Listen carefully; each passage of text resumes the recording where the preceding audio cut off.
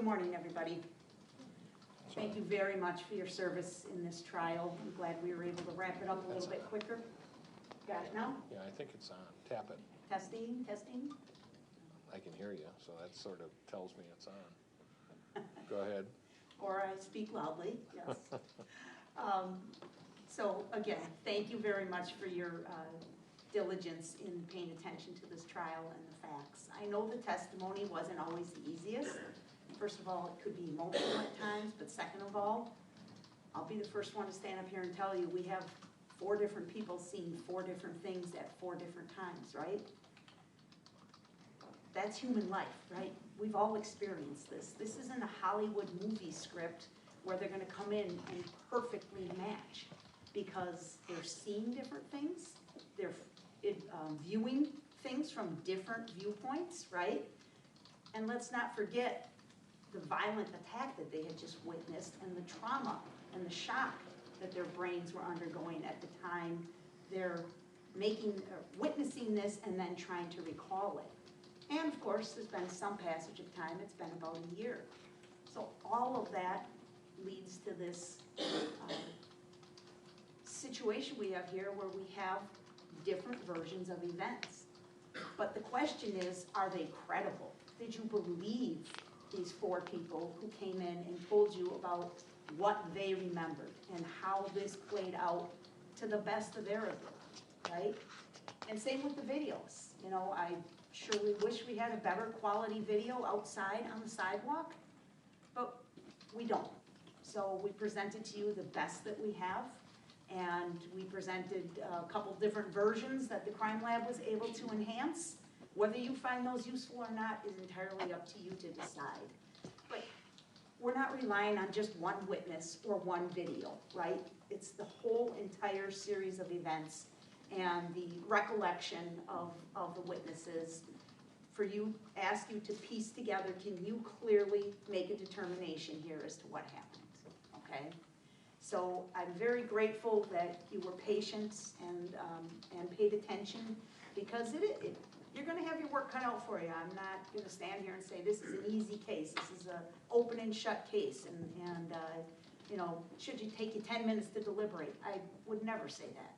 And certainly on a record like this, where you have a lot of different viewpoints and a lot of different information to consider.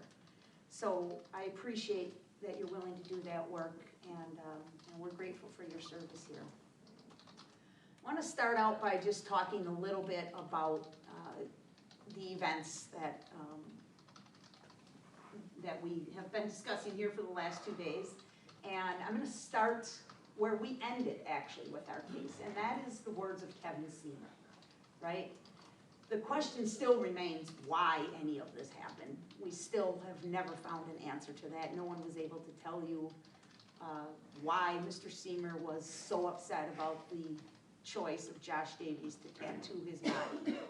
What difference does it make to Kevin Sehmer? We have no idea. But seemingly that was the underlying cause of this entire incident, is that immediately upon seeing Joshua Davies, he took exception to his appearance. He told Detective Hoffa in his interview that he didn't like him from the start. And I think that's readily apparent from the video inside Tabby's wine bar, that immediately upon meeting Josh, he's making derogatory comments to him. You're a sinner, you've marked up God's work, you're going to hell. That's not a friendly interaction between 2 people who have just met out on a Saturday night trying to enjoy a really very common activity that we all participate in. Hey, it's summer, finally, it's June 17th, let's get outside, let's go to a band, let's have a couple beers, let's enjoy our friends, right? And to walk into that bar trying to meet up with Laura and meet Mr. Sehmer for the first time, what the heck happened? Well, he ran into Kevin Sehmer. That's what the heck happened to Josh. So Kevin Sehmer gives an interview to Detective Hoffa. I'm going to play a little clip of it for you. I'm not going to play the whole thing. This is, I'm sorry, could you turn on? So this clip that I'm going to play right now is from State's Exhibit 24.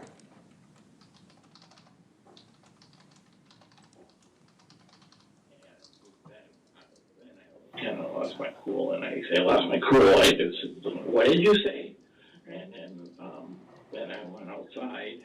The girls tried to just, say, Yeah. just, they're drunk, and I'm like, well, so, and I swear to you on my dad's grave and on my kid's life, I went outside and his friend and this guy had stools Okay. in their hands, and So a guy and the guy and his friend had stools? yeah, they're up in the air like this, Okay. and I said, what did you say? And then, now, now you're gonna hit me with a stool. I'm not saying this, but I'm Right, thinking, right. oh, I'm gonna get knocked in the neck, with a stool. Okay. And 2 stools. So, but so the one friend, he tried to hit me with a stool first, and I don't know really what happened, but all I did was block it, and that was it. And I didn't touch him. I didn't say anything to him, nothing. Okay. Then the other guy, the husband, he comes in, he winds up and he's gonna not, and I don't know what the hell happened with me, if I had it was like psychic power or something. I just held my hand there and I just pushed him with the stool in his hand, and I just pushed him away. Okay. He fell over onto the ground, and then I left. Okay. So let's unpack that a little bit. There are multiple lies or falsehoods stated by Mr. Sehmer in that statement when he's being questioned by Detective Hoffa. It's not in this clip, but remember he started out by claiming both guys were drunk. They were pretty intoxicated, he said. Well, the record's quite clear. Brian Richardson had 1 beer the whole night. You can see Brian in the video. He is not impaired. He's not intoxicated. But Mr. Sehmer wants to make it seem that way because that's to his benefit, right? I got attacked by 2 drunk guys. So he embellishes, he lies, he misdirects, whatever word you want to use. He's not being truthful with Detective Hoffa. Then he says, I walk outside and both guys have a stool above their head. 2 stools. He doubles down on it. He goes back to that later. 2 stools I'm confronted with. That never happened, ladies and gentlemen. Not one witness, not one piece of videotape shows Brian Richardson with a stool in his hand ever. But he's got to say that, right? Because that makes it better for him. Well, I had no choice. I had to go after these guys. 2 of them came after me, and they both had stools. So he's got to make that up. Then he says, Brian tried to hit me. Brian never tried to hit Mr. Sehmer. Nobody saw that. That's nowhere in any video. Then he says, the husband, Josh, he came in and he really winds up. Those are his exact words. He really winds up. And I was able to just push him away. And he fell down and I left. Nobody, not one witness on that sidewalk saw Josh making a motion like this. Not one. It's not in the video anywhere. Now you could say, well, maybe it happened back closer to the tabby's door and it's not on the video. John Laporte would have seen it. Brian Richardson would have seen it. Jen Davies would have seen it. His own wife came here, courageously told you those events that night. And she told you, yeah, I did see Josh with the stool, and he had it up here.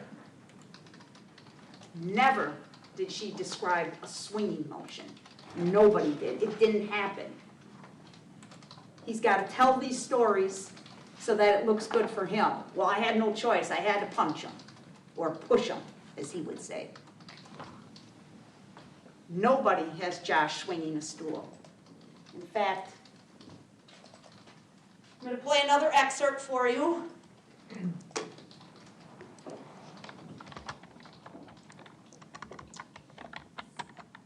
My desktop here.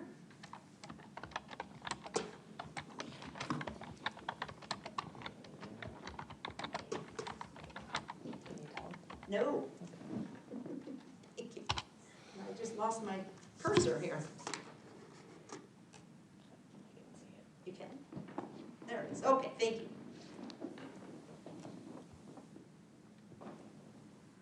This is Exhibit 8.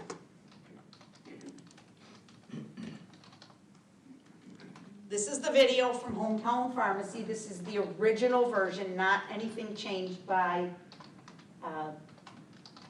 the crime lab.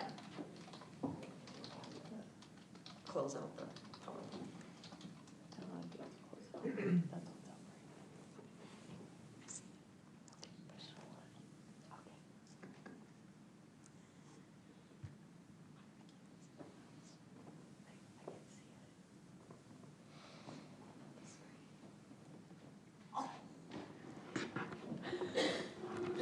I just can't see it on here. Okay.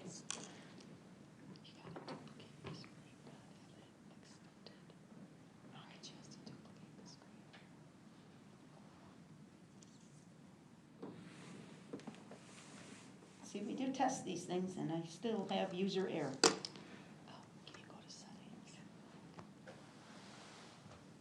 It's not. There you go.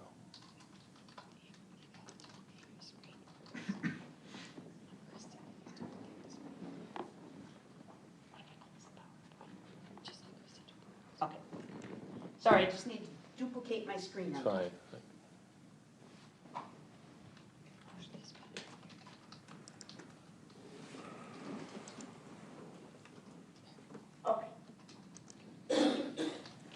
All right.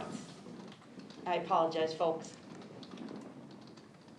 So as I said, this is Exhibit 8. This is the original clip from Hometown Pharmacy, not enhanced in any way. Right now, we have a, Yeah, when I started. okay, I Thank was you. worried about the traffic call. Thank you. I started it at the beginning.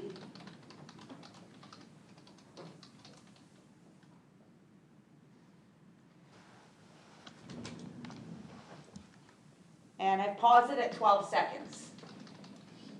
Through the door of Hometown Pharmacy, you can now see Josh Davies standing there.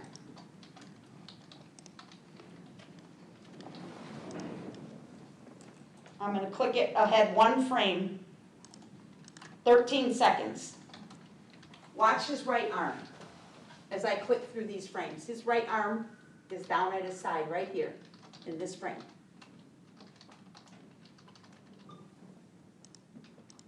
14 seconds, still down by his side. 15 seconds, still down by his side. Now he makes a step to the right with his feet. And there you can see at 15 seconds a motion like this with his right arm from his hip area up, right? He is not doing this. He is not doing this.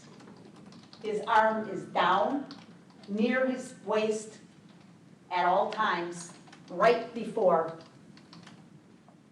the blow gets delivered by Kevin Sehmer. I'll continue playing.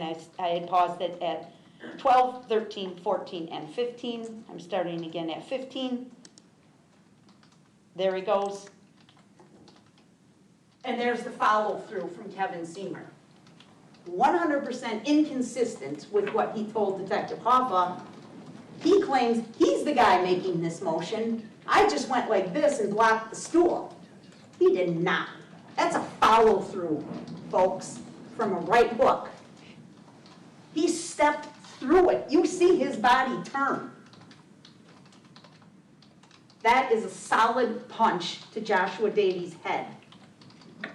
That's what that is. He did not make the motion Josh Davies made of that. He stepped over. You see his body physically turn. That's the force of the punch.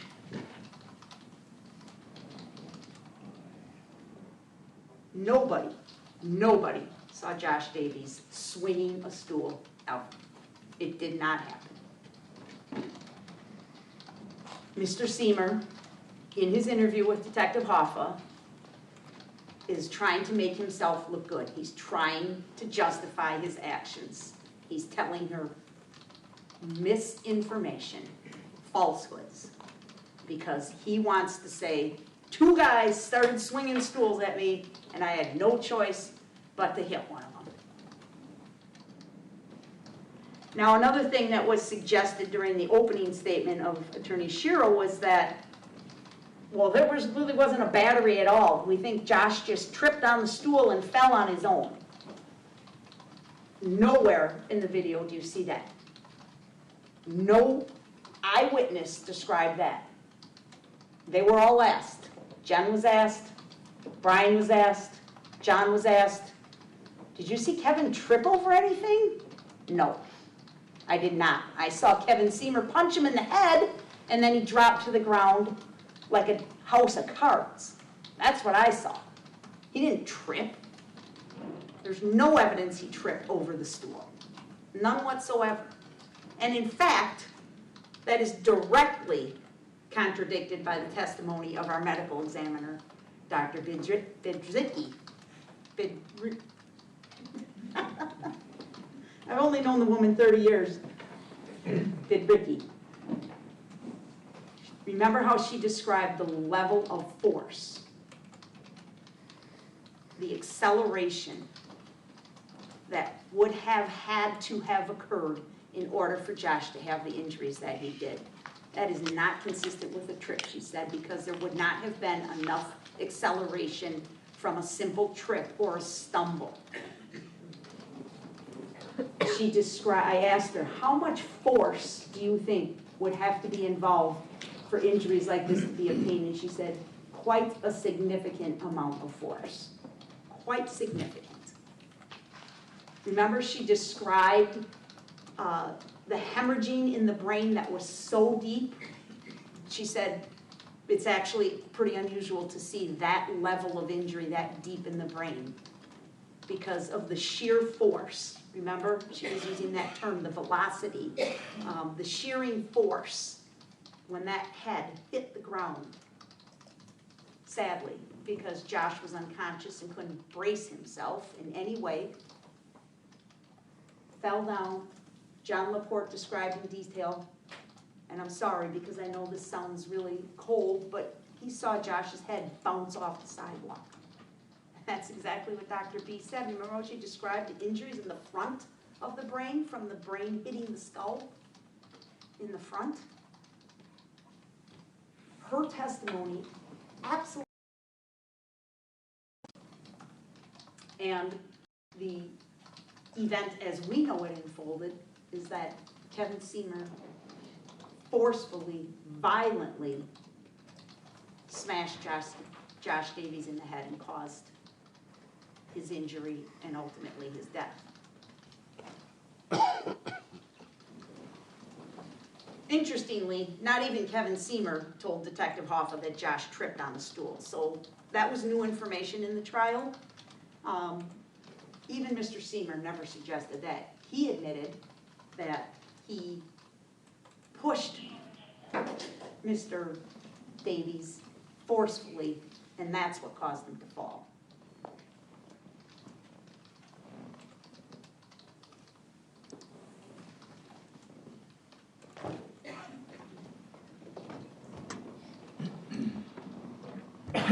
I'm now going to play a clip from Exhibit 26, in which he expressly... Period. So I'm going like this, trying to, and I think he's going like this and trying to hit me, and as he's doing that, I luckily got a good, with the open hand, I got a good grip of the, and I didn't grip it, but I mean, I got a good spot on the stool where I just, if you wanna use the word violently, that's kinda unfair, but I would say, yes, I pushed him, down with one open hand, and he immediately went down to the ground, and I didn't say nothing to anybody else. I turned around and I walked away. That was it. So not even Kevin Sehmer claims this was just a trip or a stumble because Josh was so inebriated, he had lost all of his motor skills. Remember that? By the defense, they brought in Dr. Henson to try and tell you that he had lost his gross motor skills, his fine motor skills, and he was so intoxicated that he couldn't even defend himself. Attorney Zillaby asked him that. Well, if he's this intoxicated, then he wouldn't have an ability to defend himself from a sudden attack, right? And Dr. Henson admitted that.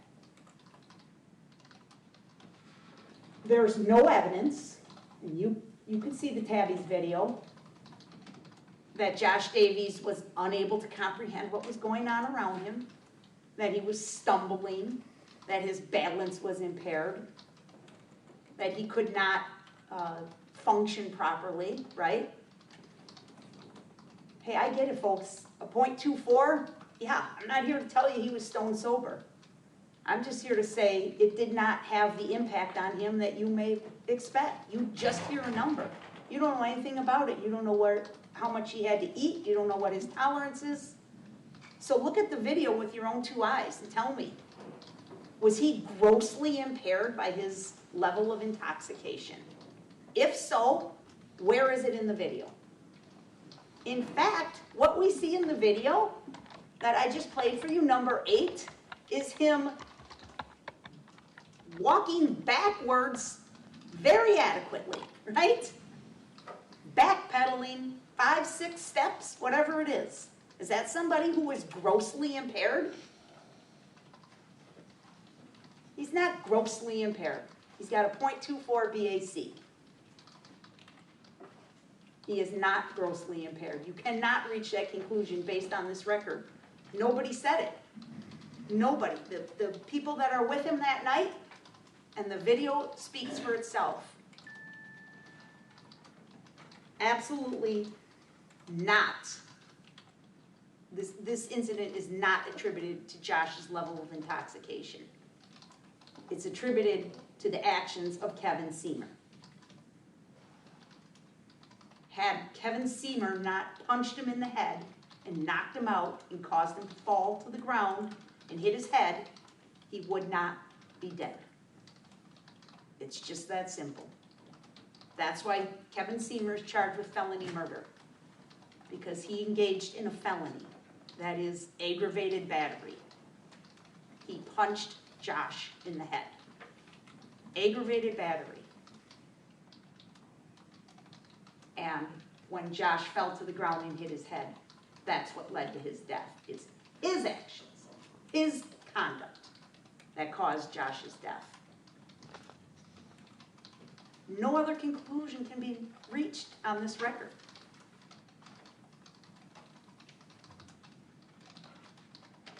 I have an opportunity to speak to you again in rebuttal because it's my burden of proof. And in fact, as Mr. Sehmer has claimed self-defense, I have to overcome that and prove to you this case was not self-defense. So I'm going to reserve some of my comments for my rebuttal closing. There's other things I want to talk to you about, but I think they will be more helpful to you in the context of understanding the defense position that this was self-defense. Thank you.